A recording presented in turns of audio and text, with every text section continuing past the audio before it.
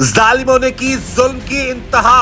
बूढ़ी माँ के बेटे को कत्ल करके पहले उसकी लाश के किए टुकड़े और फिर कीमा बनाकर दिया दरियाए रावी में बहा। पता नहीं लगा इतनी कमी भी किथे सटिया ने ओदी को ढेरी होवे उथे को दुआ मंगी उथे को मिट्टी पाइए ते मामा ने आंदराम निकाल। इस पर इन्हें शक था कि ये हमारी मुखबरी करता है। उसको अगवा करके ले गए और दरिया के किनारे रावी के किनारे ले जाके कुल्हाड़ियां मार के मर्डर किया है। उसकी लाश का कीमा करके इन्होंने दरिया में बहा दिया ताकि किसी किस्म का कोई सबूत ना रहे। उनका ख्याल था कि ये डेड बॉडी पूरी है, ये कहीं ना कहीं तो जाके रुकेगी, छोटे छोटे टुकड़े करके बहा दिया। जिवें मैनू कीता ने ना अल्लाह इन्हां नूं भी करे ते मैं रोंदी जलील हो गई हूं तक भी नहीं जाता। इस वक्त ये हमारे साथ मौजूद हैं मकतूल के भाई, और ये जो जालिम डकैत गैंग है ये एक डकैत गैंग भी था और स्पेशली ये मर्डरर थे। यानी कि ये लोग इतना जालमाना तरीके से लोगों को पहले कत्ल करते थे, फिर उसकी बॉडी को छुपाने के लिए टुकड़े टुकड़े कर देते थे। इनके भाई को बड़े जालमाना तरीके से मर्डर किया, कत्ल करने के बाद उसके छोटे छोटे टुकड़े किए, एक किस्म का कीमा बनाकर उसे दरियाए रावी में जालिम लोगों ने बहा दिया। बात करते हैं जी इनसे कि क्या मामला है और क्यों इतना ज्यादा आपस में इतनी दुश्मनी बढ़ गई कि इस हद तक चले गए ये लोग। सबसे पहले जी हमें बड़ा अफसोस है आपके भाई के साथ ये जुल्म हुआ। ये बताएं कि इस जालमान तरीके से कत्ल करने के बाद आपके भाई को उन्होंने दरिया रावी में बहा दिया टुकड़े टुकड़े करके, क्या कुछ झगड़ा चल रहा था आप लोगों को आपस में? कुछ नहीं, ऐसा तो कोई नहीं, संगीन कोई जुर्म नहीं था, कोई झगड़ा नहीं था, फिर भी इन्होंने हमारे साथ ज्यादती की। आप लोग एक ही गाँव के थे? एक ही गांव के रहने वाले थे पहले। ठीक है, तो रंजिश क्या थी इन लोगों की आपके भाई के साथ? कोई रंजिश नहीं था हमारे साथ, तो इनके साथ को ना को मुकदमाबाजी थी ना को और था। अच्छा, तो क्या किस वजह से फिर कत्ल कर दिया आपको पता चला या क्या आइडिया हुआ? ये तो हमें 4 साल बाद पता चला है कि उन्होंने हमारे भाई को कत्ल किया। वो भी हम आए इधर, तो ये पंजाब पुलिस वाले जो है ऑर्गेनाइज्ड क्राइम यूनिट है, तो पंजाब पुलिस है लेकिन ऑर्गेनाइज्ड क्राइम यूनिट है ये CIR वालों ने जो इन्होंने ढूंढ कर उनको बरामद किया। इससे पहले भी कोई आपके किसी रिश्तेदार को उन्होंने मारा है? हाँ, एक मेरे चाचा साथ भाई को उन्होंने पहले कत्ल किया था उधर नस्तर कॉलोनी में। क्यों किया था कत्ल? उन्होंने किसी की शादी दी थी, वो एक मुकदमे में 302 का मुकदमा था इनके ऊपर। पहले इन्होंने एक कत्ल किया था उधर गांव में, उनकी उन्होंने शहादत दी थी, शहादत के लिए उनको मार दिया। कितना अर्सा ढूंढते रहे अपने भाई को आप लोग? तकरीबन 4 साल। कौन बुला के लेके गया था उसको घर से? इधर उनको फोन ही आया था, उसका एक दोस्त था इधर शौकत है उसका नाम, वो इसको लेके गया था इधर चौंक से। वो एक सिस्टर के पास था इधर, मेरी 2 सिस्टर शादीशुदा है उधर गए, तो उनसे वो ले गया।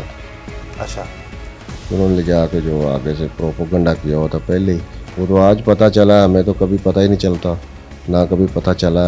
आपने FIR करवाई थी?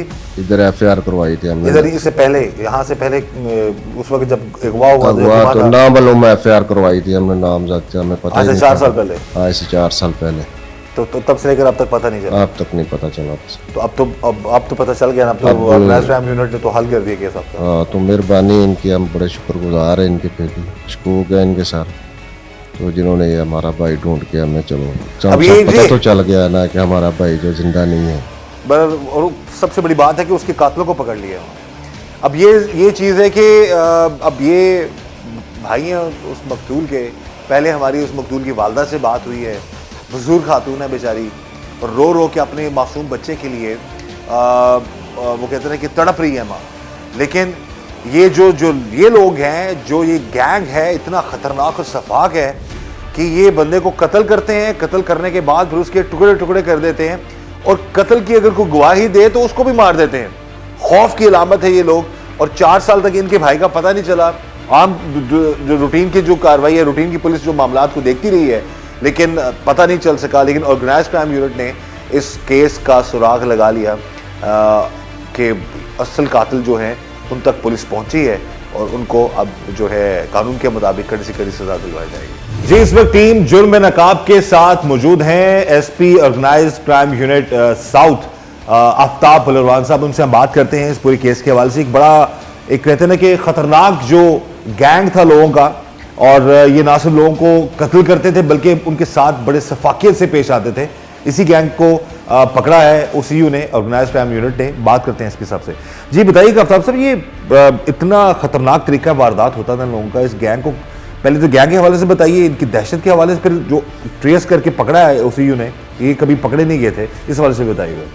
कातलों और डकैतों का एक गैंग था जिसको सज्जादी, तसव्वुर अब्बास उर्फ सज्जादी, शौकी म्यू, बाबरी चद्दड़ और उस्मान उर्फ उस्मानी जट, ये चारों ने गैंग बनाया हुआ था।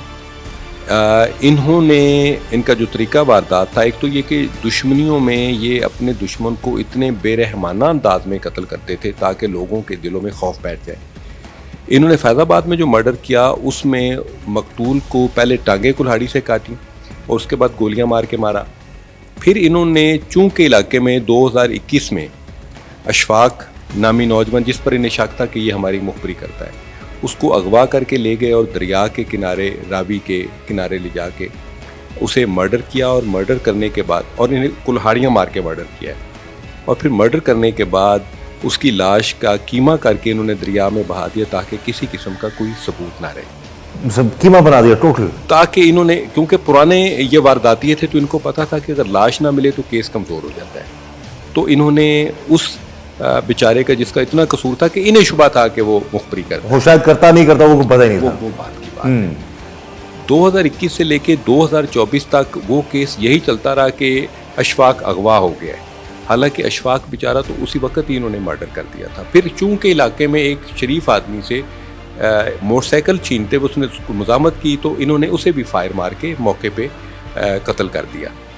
वारदातें हैं इनकी, अपना ख़र्चा पूरा करने के लिए ये रॉबरीज, डकैती, उसका भी इर्तिकाब करते थे। फिर उन्होंने एक ट्रैक्टर जो चोरी किया था वो भी इनसे बरामद हो चुका है। और मैं ये समझता हूँ कि OCU चूं का बहुत बड़ा क्रेडिट ये है कि ऐसे केसेस जो बिल्कुल साइलेंट पड़े थे, जिनका कोई सुराग नहीं था, हत्ता कि मकतूल अशफाक की माँ बेचारी जो बूढ़ी औरत है, वो आज तक यही समझती रही है कि मेरा बेटा पता नहीं कहीं चला गया है या किसी दिन वापस आ जाएगा। तो अब उसे पता चला है कि उसके बेटे को इन जालिम कातलों ने मर्डर कर दिया था। इसमें मैं OCU के हवाले से आपको थोड़ा सा बता दूं, ये ऑर्गेनाइज क्राइम यूनिट, इसका मेन मकसद यही है कि हम संगीन जुराइम और पैनिक क्रिएटिंग जो जुराइम है उनको हैंडल करते हैं, जिनको लोकल पुलिस हैंडल नहीं कर पाती।